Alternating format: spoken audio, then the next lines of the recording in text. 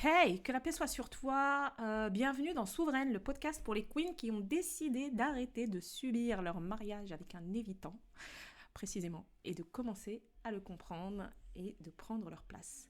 Alors déjà, petite parenthèse, je m'excuse d'avance, il y a des travaux au-dessus de chez moi, mais il faut absolument que j'enregistre aujourd'hui, sinon le podcast il ne pourra pas partir. Donc si tu entends du bruit, voilà, je m'en excuse d'avance. Alors, cet épisode, il est pour toi qui viens de traverser quelque chose de difficile.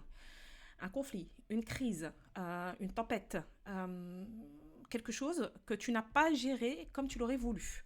Ce message que tu n'aurais pas dû envoyer, cette phrase que tu regrettes déjà. Ou alors, c'est lui qui a dit ou fait quelque chose qui t'a blessé. Et maintenant, vous êtes dans cette période un peu bizarre. Le froid, la distance, le non-dit. Et toi, tu te demandes, alors du coup, on fait quoi? On fait comme si de rien n'était, on en reparle, on laisse couler, mais t'as pas envie de laisser couler. La vérité, c'est que cette période, l'après-tempête, dans un couple anxieux et évitant, est presque toujours mal gérée. Pas par manque de bonne volonté, par manque de mode d'emploi, comme la plupart du temps finalement. Aujourd'hui, moi, je vais te donner ce mode d'emploi, ce qui se passe dans ton corps, dans le sien, dans votre couple, dans les heures et les jours qui suivent un conflit. Parce que c'est là, pas pendant la dispute, je sais c'est impressionnant, mais c'est pas pendant la dispute que se joue la confiance d'un couple sur le long terme. C'est vraiment après le conflit. D'accord? Dans un premier temps, on va voir pourquoi vous ne réparez pas au même rythme, lui et toi. La première chose à intégrer, et elle change tout, dans un couple sécure, la réparation, elle est fluide. On se parle, on s'explique, on s'excuse si besoin. On passe à autre chose avec une clarté retrouvée. On va faire un débrief, on va en parler tranquillement. Tout se passe bien en fait dans les couples sécures. Et ils existent. Et tu vas devenir, tu vas, euh, tu vas faire partie, tu vas avoir ce couple sécure aussi. Mais ça commence d'abord par te réparer, toi, d'accord? Dans un couple anxieux et évitant, c'est une autre histoire. C'est pas la même chose. On est dans quelque chose de plus complexe, de plus compliqué, de plus laborieux. Et c'est rarement une question de mauvaise volonté. D'ailleurs, euh, j'ose dire que c'est jamais une question de mauvaise volonté. C'est une question de système nerveux. D'accord? Les chercheurs Gottman, qui ont étudié des milliers de couples pendant plus de 40 ans, je resterai toujours fascinée par cette étude, ont identifié un facteur, un seul, pas deux, pas trois, pas quatre, un facteur qui prédit plus que tout autre si un couple va durer ou se déliter. C'est leur capacité à faire et surtout à recevoir ce qu'on appelle des tentatives de réparation. Tu peux chercher ça, hein, tu trouveras, tu peux le googler, hein, ou le chat GPTisé éventuellement. C'est une recherche de Gottman Institute. Alors, une tentative de réparation, c'est n'importe quel geste, mot ou regard qui dit en substance, dans l'idée, euh, là je le visualise moi, qui dit dans l'idée, ouais, ok, on a déconné, mais on reste dans le même bateau. Je suis là. Tu vois? Ce geste, ce mot, ce regard, il dit ça. D'accord? Et leur étude, sur plus de 3000 couples, c'est un truc de dingue aussi, a révélé un truc contre-intuitif. C'est pas la qualité de la tentative qui compte, d'accord? Tu peux faire une blague archi nulle, mais vraiment nulle. Hein? Là, je te parle encore de quelque chose que je connais. Un désolé maladroit, un geste raté, ça marche quand même. Tu vois, c'est ça la beauté. C'est trop beau en fait quand tu y penses. Quand tu réfléchis là-dessus, c'est trop beau parce que euh, quand tu repenses à l'enfant intérieur, etc., ça demande un effort. Mais cet effort veut dire je suis là, je quitte pas le lien en fait. Donc tu peux faire cette blague nulle, mais vraiment nulle. Un désolé maladroit, un geste raté. On dirait pas, je sais de quoi je parle quand je parle de la blague nulle. Tu sais, ce truc nul. Moi, je sais que l'évitant, c'est ce qu'il faisait quand il a commencé à diminuer dans, comment dire, à guérir. Parce que l'évitement, c'est pas une maladie, l'anxiété non plus. Hein. Mais je veux dire, quand son évitement est devenu de moins en moins important, Voilà, le retour se faisait souvent par une blague nulle, vraiment nulle. Mais voilà, j'aurais pu passer à côté, tu vois. Donc je te parle de quelque chose que je connais. En plus de sourcer ce que je te dis. Parce que moi, j'ai eu besoin d'avoir des choses qui sont documentées, qui sont prouvées. Je t'en ai parlé dans d'autres podcasts. Ça rentrait pas dans ma tête. J'avais du mal à le comprendre. J'avais du mal à le conscientiser qu'effectivement, ouais, c'est pas de sa faute, c'est pas de la mienne. On est en train de reproduire des schémas. Et quand on comprend, eh bien, on peut réparer, d'accord ? Maintenant, on va revenir, voilà, je te disais donc que c'est pas la qualité de la tentative qui compte, est-ce que l'autre la reçoit ou est-ce qu'il l'ignore, tu vois ? Ce qui fait la différence, c'est est-ce que l'autre la reçoit ou est-ce qu'il passe à côté ? D'accord ? Maintenant, le nœud du problème chez vous, après une crise, son système nerveux et le tien n'interprètent pas le moment de la même façon, ok ? Lui, après une crise, son système nerveux, il a été submergé. Le tien aussi, hein, mais on va parler de lui dans un premier temps. Son système nerveux, il a été submergé. Donc, même s'il a eu tort, même si la situation demande clairement une conversation, avant de pouvoir revenir vers toi, il a besoin de retrouver sa zone de confort. Ça passe par du retrait, du silence, du temps seul. Toi, à côté, ça te rend ouf, ça. Alors, c'est pas pour te punir. C'est jamais personnel. C'est pour ça que quand je t'ai en accompagnement, je te le dis toujours. Je te dis, c'est pas personnel. C'est pas pour te punir. C'est pas un silence punitif. Quand tu es sûr que tu as un évitant en face de toi, la plupart du temps, c'est pas un silence punitif. Attention, ça n'excuse pas. Comprendre ne veut pas dire excuser. Ça, de toute façon, cette phrase, je la répète tout le temps. C'est tout simplement parce que c'est sa façon de faire redescendre son propre cortisol. Ça aussi, c'est sourcé, c'est documenté. Toi, de ton côté, ton anxiété d'attachement déteste l'incertitude. Tu vois, là, tu es en mode on n'est pas bien ensemble. Et ça, c'est insupportable pour toi. Tu as besoin de savoir maintenant, tu vois, dans mon script, je l'ai écrit en majuscule, tu as besoin de savoir maintenant que le lien, il est intact. Tu as besoin d'être rassuré, mais tout de suite, quoi. Pendant la crise, pendant la tempête. Et ce besoin, il est totalement légitime.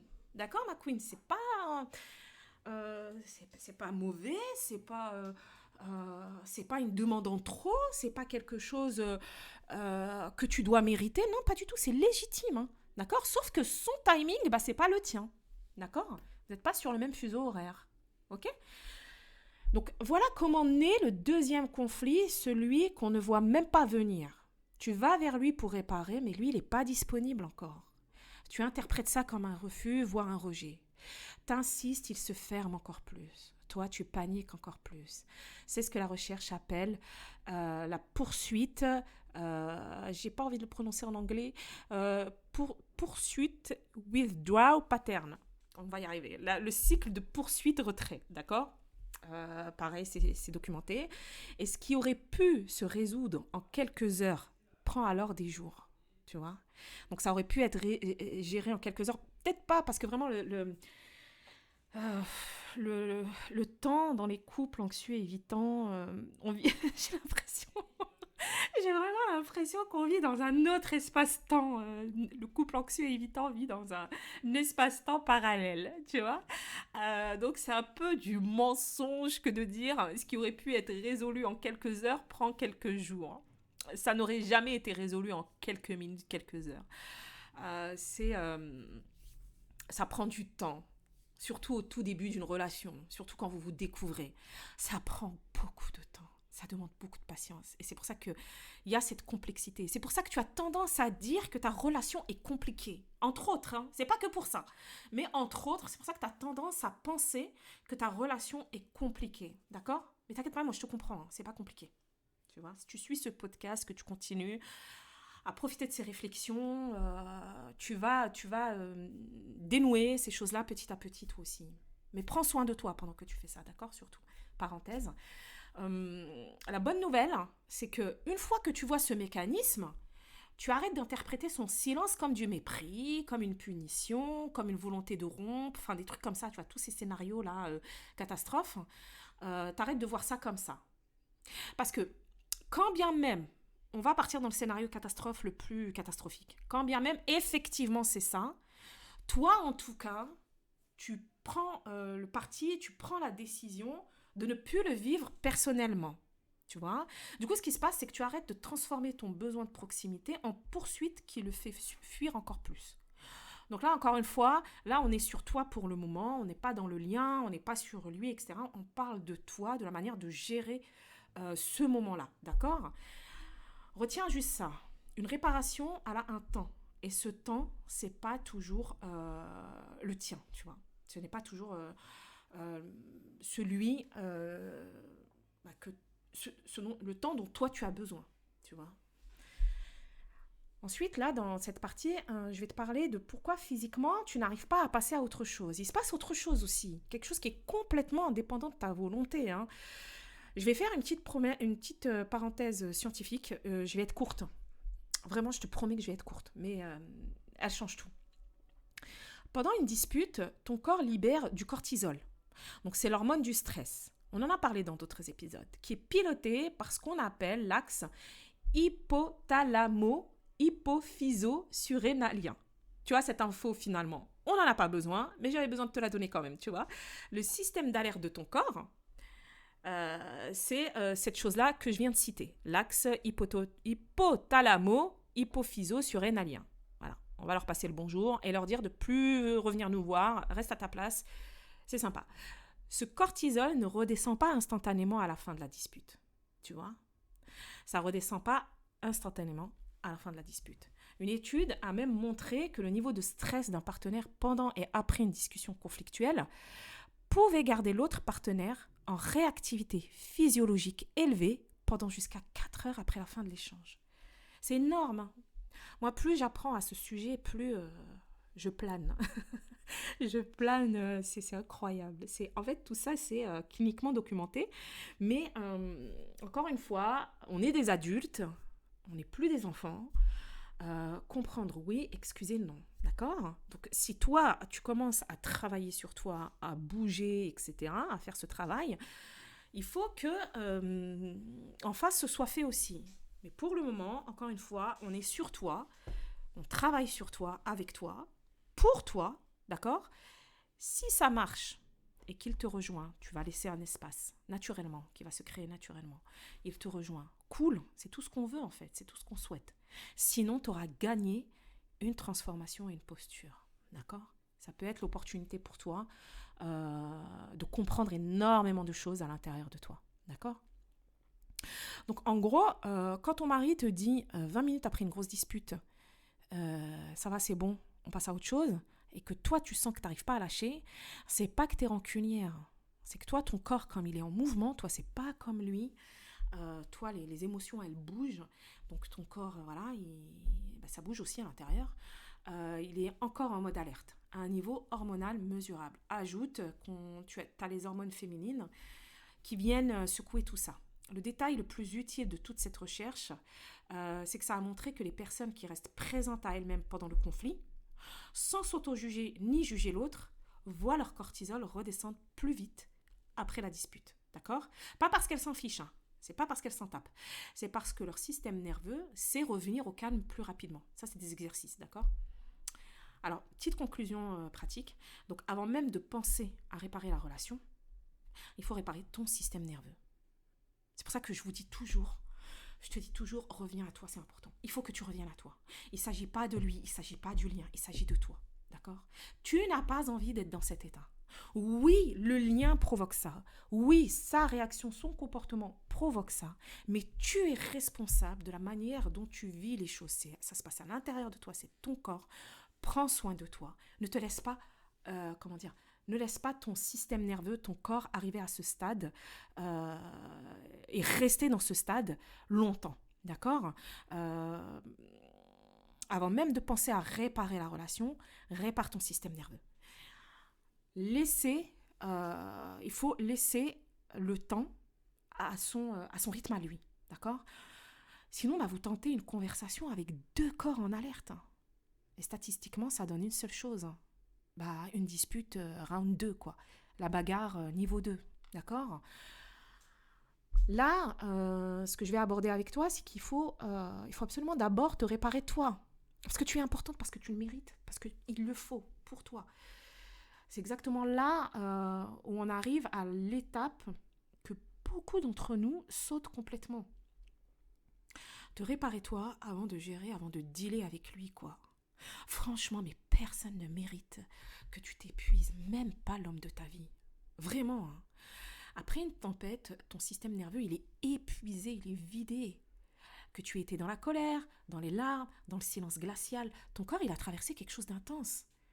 Ce corps, il a besoin d'être reconnu, pas mis de côté au profit d'une gestion immédiate de la relation. C'est non. C'est non, ma queen. C'est hors de question. Tu es importante. D'accord? Il y a souvent autre chose en plus. Un truc qui s'ajoute, qui n'a pas à venir, mais qui vient quand même. C'est la honte. Si tu as dit ou fait quelque chose qui ne te correspond pas, genre t'as crié, ou t'as été dur, ou t'as supplié, ou t'as saoulé, ou t'as été CHIANTE, d'accord? Tu t'es estimé avoir été comme ça. Donc quand tu y repenses, bah, cette honte, elle peut être lourde. Alors que non, t'as pas à avoir honte, hein, d'accord? Ça, c'est une parenthèse. T'as pas à avoir honte, en fait, d'accord? Moi, je veux te dire un truc important. Ce que tu as fait au pic de l'activation, c'est pas ce que tu es. Ça, c'est quelque chose que je te dis souvent. C'est ce que fait un système nerveux en mode survie. Donc, c'est pas une excuse pour le refaire, hein, d'accord? C'est une compréhension. Et la compréhension, c'est ce qui t'empêche de te punir longtemps pour quelque chose que ton corps a fait à ta place dans l'urgence, d'accord? Il s'est mis en mode warning et puis voilà, il a secoué tous les drapeaux, quoi. L'autocompassion ici, c'est pas de la faiblesse ni de la complaisance, c'est reconnaître. J'ai agi depuis un état de détresse. C'est les mots, hein, mets les mots, hein. N'hésite pas à mettre les mots. Avec les ressources que j'avais à ce moment-là. Et la prochaine fois, avec plus d'outils, bah, je ferai autrement. Tu vois? Quand on est armé, bah, c'est plus facile d'aller à la guerre, hein, à la bagarre. Sauf que cette fois, ça va être la bagarre, la guerre de la douceur. Tu vois, de la douceur vis-à-vis de toi. Tu vois ce que je veux dire? Parce que tu le mérites. Concrètement, avant de gérer avec lui, occupe-toi de avec toi. Alors, comment tu fais? Dors si tu peux. Et tu sais quoi, t'es pas obligé de régler le problème tout de suite, hein. Sache-le, hein, la Terre va pas s'arrêter de tourner. Je te promets, il y aura toujours à manger dans ton frigo. Le loyer sera toujours payé. D'accord? Tu seras toujours debout. Ok? Donc, dors si tu peux. Mange une glace, du chocolat. Fais-toi un brownie, tiens, c'est trop bon les brownies. Marche. Parle à quelqu'un de confiance. Ne parle pas du problème à quelqu'un de confiance. Ne parle pas de ce que tu viens de vivre, parce que tu vas juste le nourrir. Parle à quelqu'un de confiance de la dernière série que tu as regardée, du dernier podcast que tu as écouté, du dernier réel trop marrant que tu as regardé, tu vois. Laisse l'intensité redescendre, littéralement. Laisse ton cortisol redescendre, tu vois. Et fais ce que j'appelle la réconciliation intérieure. Dis-toi mot pour mot, si besoin, même dis-le à voix haute, hein. Moi, personnellement, j'ai besoin de le dire à voix haute. J'ai agi de telle façon, ça ne correspond pas à qui je veux être. Parce que tu vois, moi, j'aimais pas, quoi. J'observais après, avec du recul, plus tard, et je visualisais la scène, parce que je suis quelqu'un qui a une imagination, et j'arrive à voir, hein. Moi, tu me donnes un livre, je vois la scène, je vois tout, donc je revoyais la scène, et je me trouvais naze, quoi. J'aimais pas, en fait, tu vois. Donc, tu te dis, si besoin mot pour mot, j'ai agi de telle façon, ça correspond pas à qui je veux être, c'est pas ça que je ne suis pas ça. Et tu sais, moi, je me disais aussi des trucs du style, tu es la fille de ta mère, tu es la fille de ton père, mais allô, en fait, ça va pas ou quoi? Comment tu t'es comporté? Donc non, en fait, être hystérique, dire des trucs bizarres, tu vois, non, c'est bon. C'est pas toi, d'accord? C'est pas toi. Tu vas aller la chercher, cette queen, on va aller la chercher ensemble, avec cette posture-là, en place, digne. Et ça va t'aider à le dire. Je comprends pourquoi c'est arrivé, je me pardonne et je travaille à faire mieux, d'accord? C'est pas banaliser ce qui s'est passé, c'est se relever pour pouvoir ensuite faire les choses bien, d'accord? L'intérêt, c'est pas... enfin, je veux dire...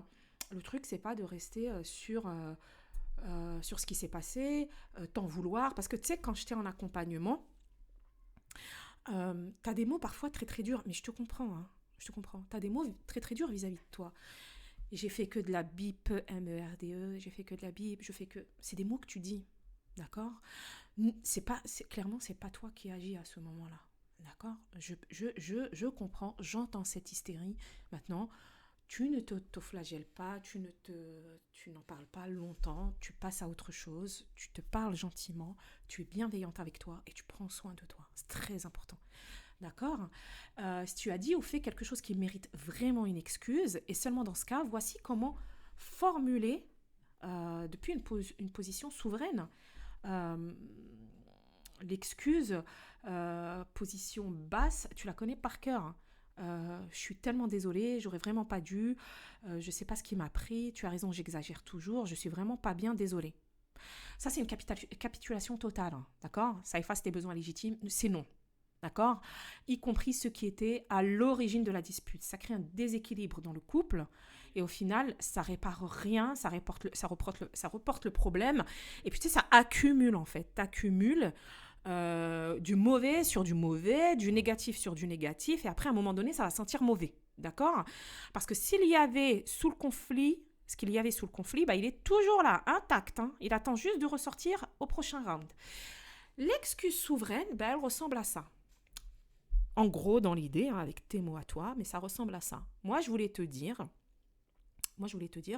que ce que j'ai dit hier soir, donc la phrase, ce que tu reproches, ce qui ne va pas, ton besoin, ça ne reflète pas ce que je voulais exprimer. J'étais dans un sale état, j'ai dit quelque chose que je regrette, je m'en excuse. Voilà. Si le moment s'y prête, tu peux ajouter ce que je voulais vraiment dire, et là, tu formules ton besoin, ta douleur, ta réalité, clairement, sobrement, sans partir sur des laïus de 18 heures. D'accord. Cette structure, elle fait 3 choses en même temps. Elle prend la responsabilité de ce qui a dépassé, de ce qui a été mauvais finalement, de ce qui n'était pas bon selon toi. Donc pas de tout, pas de tes émotions, qui elles sont légitimes, juste de la façon dont elles ont été exprimées. Elle te maintient debout, t'es pas en train de t'abaisser, tu vois. Tu assumes clairement comme une adulte et elle ouvre une porte à une vraie conversation en remettant sur la table ce que tu voulais vraiment dire avant que tout dérape. D'accord. Un détail qui change tout, l'excuse souveraine n'attend pas de réponse immédiate. Ça, en accompagnement, quand j'étais en one-one, je te le dis toujours. Je te dis, la parole souveraine, l'expression souveraine, elle n'attend pas de réponse immédiate. Elle est donnée, elle n'est pas échangée. Tu dis pas, je m'excuse, maintenant dis-moi que c'est OK. Non. Je te présente mes excuses, tu laisses ça poser sans courir derrière une validation. D'accord. T'attends pas qu'ils te disent, ouais, d'accord, je te pardonne. Non, c'est bon. Tu prends tes responsabilités, tu t'excuses pour ce moment où tu étais peut-être hystérique, un peu faux-folle, tout ça. Et tu passes à autre chose. Tu restes pas pendant 2 heures à supplier, à voir s'il a bien reçu le truc. Non. Tu as fait ta part. En gros, tu as fait ta part. D'accord. On va parler des 3 zones de l'après-tempête pour savoir quand faire quoi. C'est très important. Pour que tout ça soit concret, moi je te propose de visualiser l'après-conflit en 3 zones. 3 moments, 3 besoins différents. Et le piège classique, c'est de vouloir tout faire en même temps. Ça, c'est un très grand problème. C'est un très grand problème. Quand tu veux tout régler tout de suite. La zone rouge, donc c'est la zone 1, c'est les premières minutes, 1 à 2 heures après. Les 2 systèmes nerveux, donc cliniquement, ils sont encore en alerte. Chez toi, ça peut ressembler à de l'agitation, au besoin de régler ça maintenant. Chez lui, à du retrait, du silence, de la distance physique. Ton seul job ici, c'est de réguler toi. Pas lui parler, pas régler le truc. Toi, t'as envie de régler le truc. Toi, t'as toujours envie de faire ça, tu vois. C'est respirer, bouger, sortir, marcher, boire de l'eau, te recentrer. Donc on a fait tout ça dans un épisode dédié à la régulation du système nerveux. N'hésite pas à aller dans ta plateforme préférée pour le réécouter si tu as besoin. Si tu tentes une discussion calme en zone rouge, laisse tomber. Tu négocies avec un cerveau en mode survie, que ce soit le tien ou le sien d'ailleurs. Et un cerveau en mode survie, il n'écoute pas, il se défend. Il est en mode attaque en fait. D'accord. La zone 2, c'est la zone tiède. Donc quelques heures plus tard, peut-être le même jour. Donc les corps commencent à redescendre. C'est le moment des micro-réparations, pas des grandes discussions. On ne tape pas de pavé quand on est redescendu. S'il te plaît, ne tape pas de pavé quand tu es redescendu parce que tu es encore en activation, tu commences juste à redescendre. D'accord. Ça peut être un café posé devant lui sans un mot, un ça va tout simple, une main sur l'épaule en passant, un sourire naturel quand il rentre dans la pièce. un commentaire léger sur un truc neutre. C'est une parole bidon, tu vois. C'est exactement ce que Gottman appelle une tentative de réparation. Ça n'a pas besoin d'être parfait, en fait. Ces micro-moments ne disent pas c'est ok, on oublie tout. D'accord? S'il te plaît. Hein? Ne crois pas que quand il fait un geste vers toi comme ça, ou que toi, tu vas initier ce geste, ça veut dire c'est bon, c'est fini, on passe à autre chose. Non. Ça veut juste dire, moi je suis encore là, le lien il n'est pas rompu. On peut revenir l'un vers l'autre. Hein? Pour un évitant, ces signaux de sécurité sont souvent ceux dont il a besoin pour commencer à bouger. Parce qu'il ne sait pas comment initier une réconciliation. Il ne sait pas, il n'a pas le mode d'emploi, lui. Tu vois, son... Laisse tomber, je t'en reparlerai de toute façon. Mais si tu crées les conditions de sécurité, il peut y répondre. D'accord? Ton job dans cette zone, c'est de recevoir ces micro-gestes s'il en fait, même maladroit, même pas assez. Un évitant qui te ramène un café après une dispute, c'est sa façon de dire je suis désolé. Parce qu'il faut que tu saches une chose, c'est rare, hein. Un évitant, il s'excuse pas. Parce qu'il sait pas parce qu'il n'a pas envie, pas parce qu'il est fier, non, parce qu'il sait pas. Il sait pas s'excuser avec les mots. D'accord? Mais c'est pas pour ça que c'est pas sincère. Tu vois? C'est pas pour autant que c'est pas sincère. Je sais pas si c'était français ce que je venais de dire. Et pendant cette zone, une règle simple. Ne traîne pas ton ressentiment de façon visible. Fais pas des trucs ostentatoires, tu sais. Ne le punis pas par le silence froid ou des signaux d'hostilité. En plus, c'est pas toi. Toi, t'as trop besoin de contact, tu vois. Ça fait que prolonger la distance. Ça peut être une chaleur neutre, pas fausse, pas forcée, juste humaine. C'est ce qui crée des conditions pour que la relation reprenne. Tu vois? Après, je suis pas en train de te dire que tout est sur tes épaules. Hein. On va en parler. D'accord? On va en parler. Je te donne juste un mode d'emploi, surtout si tu es au début de ta relation. D'ailleurs, ça peut être même à quelques années de ta relation. Hein. Mais quand tu es au début de ta relation, ça peut être des choses qui peuvent aider. Attention, je vais venir plus tard sur le fait que c'est pas quelque chose qui doit être fait systématiquement toujours sur tes épaules. D'accord? On va arriver à la zone 3. Donc la vraie conversation, ça peut être le lendemain ou plus tard. Très souvent, ça va être le lendemain.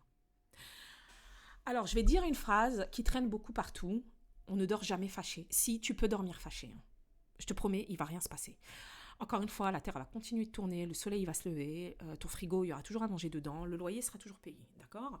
On ne parle pas avant de dormir alors qu'on est tendu, ton système nerveux, il est au max. Et vraiment au max, non, on ne parle pas en fait. On n'a pas de grosses conversations. Surtout si ça arrive avant de dormir. Ben non, va dormir, c'est mieux en fait. Va te reposer. D'accord? Et puis, ça ne veut pas dire que le problème est réglé. Ça veut juste dire qu'on déplace la conversation dans un moment où on est plus serein, où nos corps sont plus apaisés. D'accord? Alors, donc la zone 3, c'est la vraie conversation. Donc, ça peut être le lendemain ou plus tard. Si je peux t'apporter un conseil, le lendemain, c'est mieux si tu peux. Et c'est seulement ici qu'on peut parler du fond, de ce qui s'est vraiment passé, de ce que chacun a ressenti, de ce qu'on a juste pour la prochaine fois, de tes besoins. Tu as le droit de poser un cadre. Ça peut ressembler à je voudrais qu'on reparle d'hier. Alors, pas pour rouvrir la dispute, mais pour qu'on comprenne finalement ce qui s'est passé. Est-ce qu'on peut en parler ce soir? Est-ce qu'on peut boire un café tout à l'heure? Tu vois? On dit pas, on n'envoie pas un message, il faut qu'on parle. Non, on fait pas ça. Ça sonne comme une menace chez l'évitant. Il le fait pas exprès. Hein. C'est pas, ce que j'ai tendance à lire sur le web, un petit garçon irresponsable. Non, c'est juste qu'il est calibré comme ça. Et cette phrase, elle fait fuir l'évitant en une seconde. D'accord? Tu proposes, avec un cadre, un timing, une intention claire, pas une mise en accusation. D'accord? Et c'est cool, en fait. On propose en mode cool, en mode détente, avec légèreté. D'accord? Et si c'est pas bien reçu maintenant, ça ne veut pas dire que tu dois lâcher l'affaire. Hein? Tu peux reproposer plus tard. Toujours en mode cool. Tu n'oublies pas ce que tu avais à dire, tu n'oublies pas ton besoin, tu ne t'assois pas sur ton besoin. D'accord? Tu as besoin de dire quelque chose, tu veux dénouer quelque chose, tu ne le laisses pas aller, tu ne l'évites pas comme lui il le fait. Non. Si c'est pas le moment, c'est pas grave. Je le ressors plus tard. Parce que je veux rester dans le lien. Et pour le moment, je dois changer le pas. Mais pour le moment, je dois aller à son rythme. Ça ne veut pas dire que ce rythme-là ça va être son rythme toute la vie. Non, ça veut juste dire qu'il y en a un qui doit changer quelque chose. C'est toi et c'est OK. Alors, j'espère que j'ai été claire. Concernant les sujets qui doivent être dits, il y a une petite mise au point importante parce que je ne veux pas que tu confondes deux choses très différentes. Il y a une énorme différence entre laisser passer une tension passagère, ce qu'on vient de voir, donc voilà, avec les micro-moments, et enterrer des sujets de fond qui, eux, doivent être abordés. Voilà, c'est ce que je te disais juste avant. La souveraineté, c'est pas ne jamais soulever les problèmes. C'est les soulever au bon moment, de la bonne façon, depuis un état régulé, c'est-à-dire la zone 3, et jamais en zone rouge. Jamais, d'accord ? Si quelque chose s'est passé pendant le conflit qui a franchi une limite, une parole vraiment blessante, un manque de respect, un comportement qui ne peut pas se reproduire, une réalité dans la relation qui doit changer. Ce sujet a le droit d'exister et il doit exister. Il doit être mis sur le tapis. Tu n'as pas à faire comme s'il n'avait jamais eu lieu, juste parce que l'ambiance s'est réchauffée. La formule sobre et claire, c'est ce qui s'est passé quand on s'est clashé. Ce qui s'est passé quand il y a eu la bagarre, quand on s'est clashé, peu importe comment toi, quel vocabulaire tu utilises. Ce qui s'est passé pendant ce conflit, moi, ça m'a touché à un endroit qui est important pour moi et j'aimerais qu'on en parle quand tu es dispo. L'idéal, c'est de donner un timing, quoi. Tu sais, de dire, moi, j'aimerais bien qu'on en parle. Tu es dispo faut pas laisser une trop grande ouverture. Faut dire, c'est quand, je sais pas moi, une phrase que tu peux dire, c'est quand ton prochain jour off. J'aimerais bien qu'on boive un café et j'aimerais bien te parler de ça. Parce que j'ai envie de te déposer quelque chose. Cette phrase, elle ouvre une porte sans la défoncer, en fait, tu vois. Tu ouvres la porte, elle nomme la réalité sans accuser, et elle respecte le timing de l'évidence sans pour autant abandonner ton besoin. D'accord ? Ce sera toujours pas confortable. Il pourra encore avoir besoin de temps, c'est ce que je te disais tout à l'heure. Mais les sujets qui structurent la relation, les limites, l'avenir, ce qui touche à votre sécurité émotionnelle, ne peuvent pas être reportés indéfiniment. La souveraineté, c'est aussi savoir tenir ce qui doit être tenu. Parce que tu le mérites. Parce que tu as de la valeur. D'accord ? Si tu as récemment traversé une crise avec ton mari, tu prends une feuille, un vrai papier, un vrai stylo, d'accord ? Et tu écris 2 choses. La première, qu'est-ce qui s'est passé de ta part pendant cette crise, dont je n'ai pas encore pris la pleine responsabilité, dont tu n'es pas spécialement fier, pas pour te flageller, juste pour voir clairement. La deuxième, c'est souvent le plus important, qu'est-ce que je voulais vraiment exprimer ? C'est quoi le truc sous la crise que j'ai pas réussi à dire clairement parce que j'étais un peu folle, tu vois ? Parce que des fois, tu sais que tu sais même pas l'exprimer, quoi. C'est pas ta faute, encore une fois. D'accord ? Je suis pas en train de te déresponsabiliser, je suis en train de t'expliquer. Les crises sont presque toujours la manifestation d'un besoin qui n'a pas trouvé d'autre porte que cette crise, quoi. Tu vois ? Identifier ce besoin, c'est identifier ce qui doit être dit. Et le dire, cette fois, depuis ta posture souveraine. D'accord ? Encore un épisode très très long. Je suis déjà à 33 minutes. Ce qu'on retient aujourd'hui, c'est juste que les tempêtes, elles ne définissent pas ton mariage. C'est ce qu'on en fait après qu'elles définissent. Ton corps et le sien ont besoin de temps pour faire redescendre le cortisol. Donne-leur ce temps à tous les deux, à toi la première. C'est très important. La réparation, elle a un rythme et ce rythme, c'est pas toujours le tien. Avant de réparer avec lui, tu répares avec toi. Ton corps, ta honte, ta réconciliation intérieure est heureuse. D'accord ?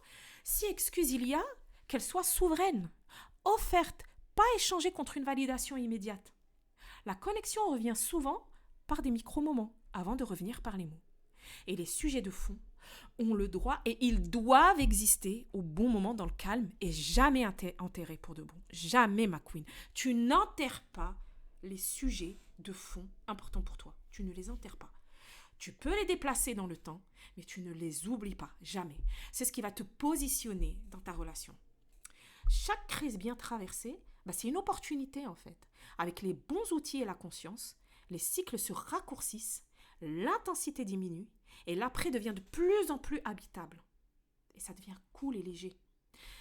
La semaine prochaine, on va parler de quelque chose de profond que beaucoup d'entre nous, enfin plus moi, vraiment plus du tout, vivent en silence depuis des années. C'est la solitude dans le mariage. Comment la nommer, comprendre d'où elle vient et surtout comment ne pas s'effondrer avec. En attendant, s'il te plaît, je vais te donner 2 conseils. Mais s'il te plaît, tu as l'obligation d'appliquer le premier conseil. Prends soin de toi. Pour de vrai, en fait. Alors, prendre soin de toi, c'est pas se faire une skincare. C'est pas que ça. Sois bienveillante avec toi, indulgente avec toi, priorise-toi, repose-toi. Et le deuxième conseil, c'est prends soin de ton couple. D'accord. Mais d'abord, pour prendre soin de ton couple, tu dois prendre soin de toi. D'accord. Et dernier conseil, surtout prends soin de toi. Je crois que je ne le dirai jamais assez, ça. Que la paix soit sur toi. Et puis, je te dis au prochain épisode.